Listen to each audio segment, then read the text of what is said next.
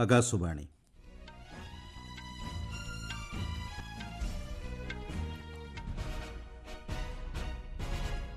संवाद पढ़ुछंती सत्यव्रत बेहुरा।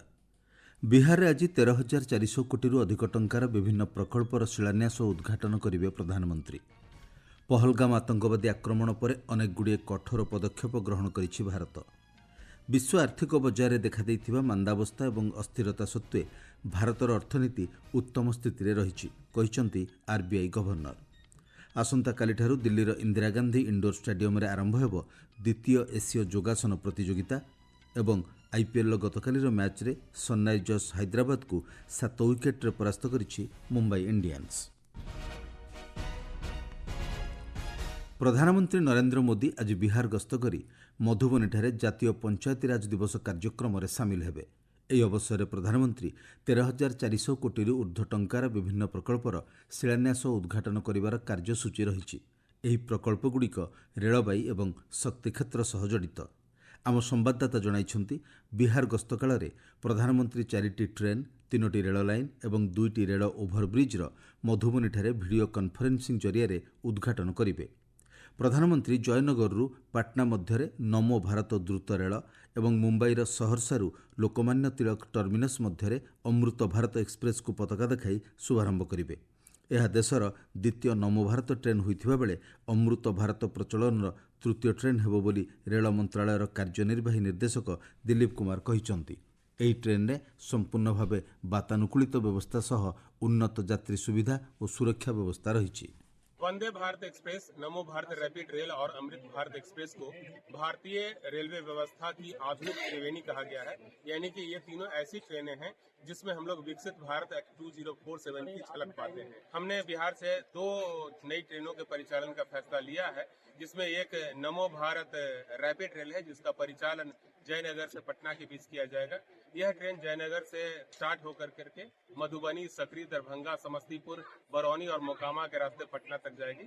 दूसरी ट्रेन सेवा जो प्रारंभ की जा रही है वह अमृत भारत एक्सप्रेस है, जिसका परिचालन सहरसा के से किया जाएगा। सहरसा से वह ट्रेन खगड़िया और दीनदयाल उपाध्याय, जबलपुर के रास्ते इटारसी होते हुए मुंबई तक जाएगी। ଏହି କାର୍ଯ୍ୟକ୍ରମରେ ସୁପୌଲରୁ ପିପରା, ହସନପୁରରୁ ବିଧାନ ଓ ଖଗରିଆ ଅଲୋଲି ମଧ୍ୟରେ ନୂଆ ରେଳ ଲାଇନ୍କୁ ପ୍ରଧାନମନ୍ତ୍ରୀ ରାଷ୍ଟ୍ର ଉଦ୍ଦେଶ୍ୟରେ ଉତ୍ସର୍ଗ କରିବେ। ପହଲଗାମ ଆତଙ୍କବାଦୀ ଆକ୍ରମଣ ପରେ ସିନ୍ଧୁ ଜଳଚୁକ୍ତି 1960କୁ ସ୍ଥଗିତ ରଖିବା ଏବଂ ଅଟାରୀଠାରେ ଥିବା ସମନ୍ୱିତ ଚେକ୍ପୋଷ୍ଟକୁ ତୁରନ୍ତ ବନ୍ଦ କରିବା ସମେତ ଭାରତ ଅନେକଗୁଡ଼ିଏ କଠୋର ପଦକ୍ଷେପ ଗ୍ରହଣ କରିଛି। ଗତ ସନ୍ଧ୍ୟାରେ ପ୍ରଧାନମନ୍ତ୍ରୀ ନରେନ୍ଦ୍ର ମୋଦିଙ୍କ ବାସଭବନରେ ଅନୁଷ୍ଠିତ କ୍ୟାବିନେଟ୍ କମିଟି ବୈଠକରେ ସାମଗ୍ରିକ ସୁରକ୍ଷା ସ୍ଥିତିର ସମୀକ୍ଷା କରାଯାଇଥିଲା। ପରେ ସମସ୍ତ ବାହିନୀକୁ ଅଧିକ ସତର୍କତା ଅବଲମ୍ବନ କରିବାକୁ ନିର୍ଦ୍ଦେଶ ଦିଆଯାଇଛି। ନୂଆଦିଲ୍ଲୀରେ କ୍ୟାବିନେଟ୍ କମିଟି ବୈଠକ ସମ୍ପର୍କରେ ସୂଚନା ଦେଇ ବୈଦେଶିକ ସଚିବ ବିକ୍ରମ ମିଶ୍ରି କହିଛନ୍ତି, ସାର୍କ ଭିସାମୁକ୍ତ ଯୋଜନା ଅଧୀନରେ ପାକିସ୍ତାନ ନାଗରିକମାନଙ୍କୁ ଏଣିକି ଭାରତ ଯାତ୍ରା କରିବାକୁ ଅନୁମତି ଦିଆଯିବ ନାହିଁ। ସେ କହିଛନ୍ତି, ପାକିସ୍ତାନୀ ନାଗରିକମାନଙ୍କୁ ପୂର୍ବରୁ ଜାରି କରାଯାଇଥିବା ସମସ୍ତ ସାର୍କ ଭିସା ବାତିଲ ବୋଲି ବିବେଚନା କରାଯିବ। ସେ କହିଛନ୍ତି, ଏହି ଭିସା ଜରିଆରେ ଭାରତରେ ରହୁଥିବା ପାକିସ୍ତାନ ନାଗରିକମାନଙ୍କୁ 48 ଘଣ୍ଟା ମଧ୍ୟରେ ଭାରତ ଛାଡ଼ିବାକୁ ପଡ଼ିବ।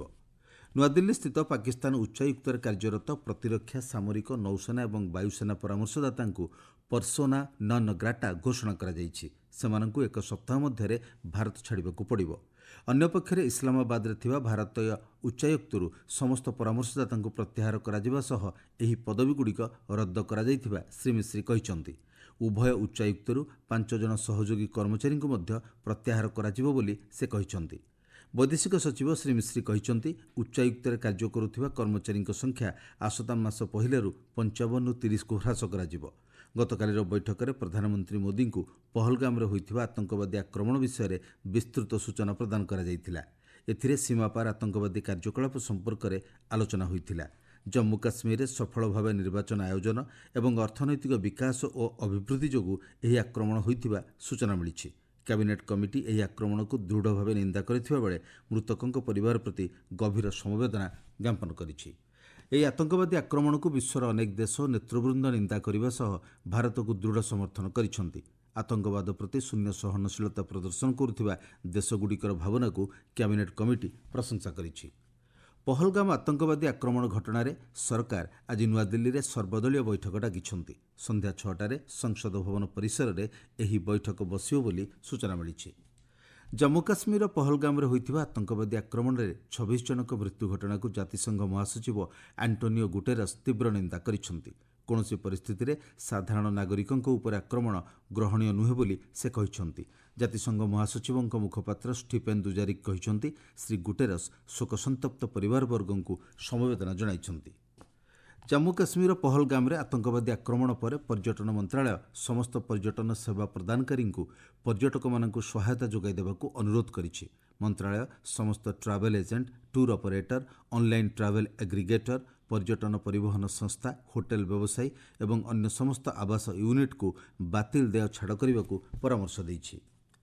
भारतीय क्रिकेट कंट्रोल बोर्ड गतकाली हैदराबाद रे सनराइजर्स हैदराबाद और मुंबई इंडियंस मध्य अनुष्ठित आईपीएल मैच रे पहलगाम रे आतंकवादी आक्रमण में प्राण हराइथिबा लोकमानंकु श्रद्धांजलि अर्पण करिछि। आनुष्ठानिक भावे खेल आरंभ होगा पूर्व 60 सेकेंडर नीरवता पालन करा जायथिला। उभय दर्शक और खेलाड़ी माने श्रद्धांजलि अंशग्रहण करथिले। टॉस पड़िबा समय उभय दलर अधिनायक समवेदना जणाइबा सह एही आतंकवादी कार्यकलाप को तीव्र निंदा करथिले। संपूर्ण मैच रे खेलाड़ी, भाष्यकार, सहयोगी कर्मकर्ता माने कला बैच पिंधि मृतकों प्रति सम्मान प्रदर्शन करथिले। खेलर सीधा प्रसारण में भाष्यकार भूमिका ग्रहण करथिबा व्यक्ति माने मध्य एही घटना को अत्यंत दुखद बोली कहिथिले। आपण माने संवाद सुनुछंती आकाशवाणी।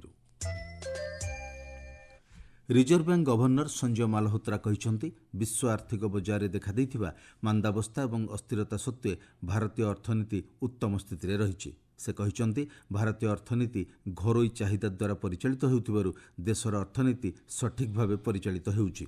चलित मास प्रारंभ में अनुष्ठित मुद्रानीति कमिटी बैठकर विवरणी अनुଯାयी श्री मालहोत्रा कहिसेंति अशोधित तैल और अन्यान्य द्रव्यर मूल्य में संभाव्य ह्रास और शुल्क लाभरू भारतीय अर्थनीति में सकारात्मक परिवर्तन संभावना देखा देइछि। 20 बेसिस पॉइंट ह्रास घोषणा करी रिजर्व बैंक गवर्नर कहिसेंति 6.5% अभिवृद्धि सत्वे भारत शीर्ष रहिबो। श्री मालहोत्रा कहिसेंति चलित आर्थिक वर्ष में 4% मुद्रास्फीति लक्ष्य हासिल कराजिबो। क्रमागत द्वितीय थर पर पॉलिसी रेट ह्रास करी रिजर्व बैंक रेपो रेट रे 25 बेसिस पॉइंट ह्रास घोषणा करथिले।